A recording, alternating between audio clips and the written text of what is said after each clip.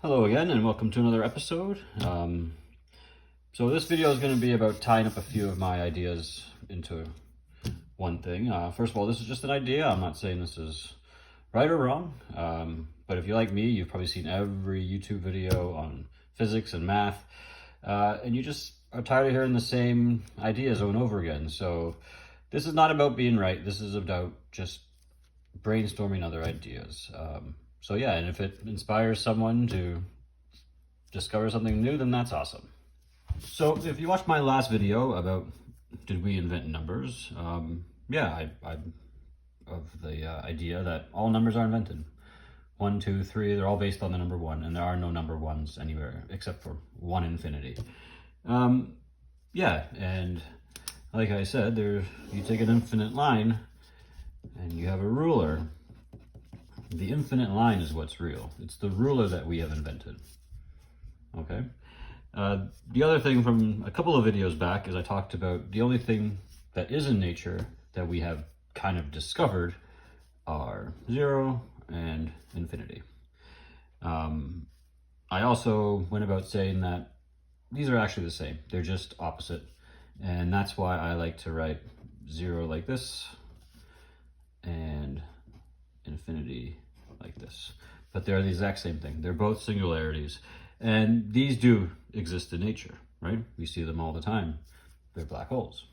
Now, if you remember from a couple of videos ago, I talk about how singularities do one thing, and that is flip the sign, right? So on this infinite line, if you put a 0 on it, all it's going to do is change the sign from negative to positive. If you put another one on, it's going to be positive to negative. You can put as many zeros as you want. That's about it. So how does this relate to black holes? Well, a black hole is a singularity. So if you have a black hole right here, okay, what we have here is gravity and mass, right? So here's a bunch of things going in to the black hole. Well, they turn into photons of light, okay? So what happens when it gets in here? Well, to me, it's obvious. Instead of being like contracting energy of mass, it flips it. And what I believe it flips into is unobserved particles, okay? So in essence, waves, okay? And it's the opposite, that it's not gravity anymore. Now it's expanding.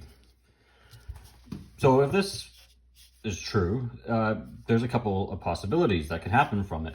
First of all, this would mean that all the universe is full of these unobserved waves going in every direction, shooting out from black holes all over. And maybe this can describe why when we shoot a photon, it looks like a probability wave, because it's riding these waves, probably in some sort of direction. It takes, a few waves. Okay, that's one possibility. Another possibility is that in deep space where there's no gravity, in the big voids, maybe this overrides when like I said, there's no gravity. Maybe these actually repel black holes and can contribute to the expansion of the universe. So when you think about the universe as a whole, okay, it started off with infinite density and 0 spacetime, okay?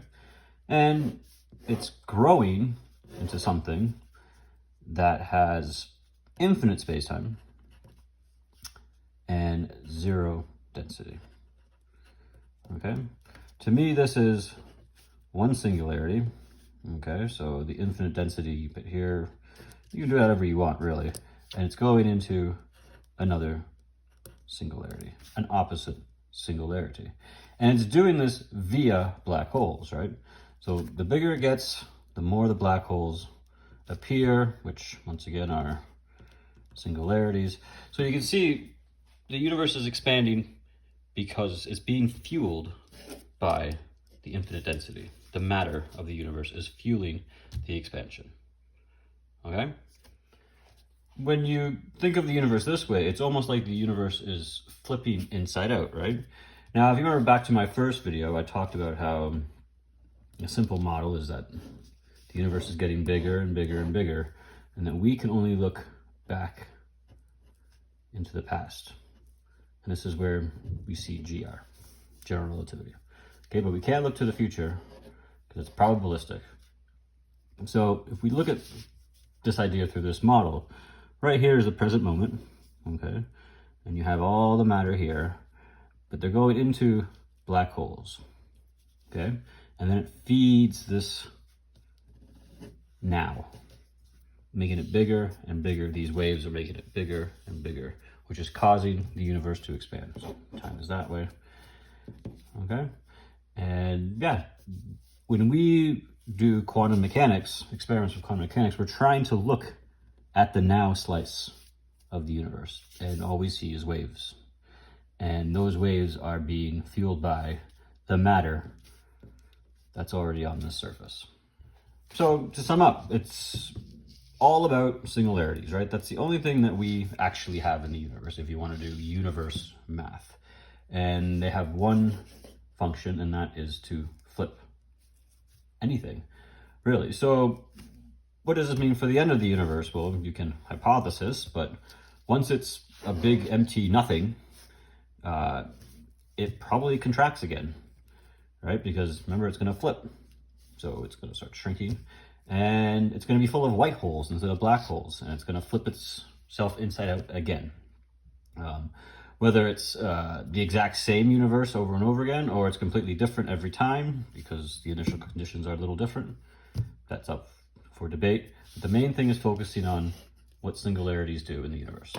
Thanks for watching.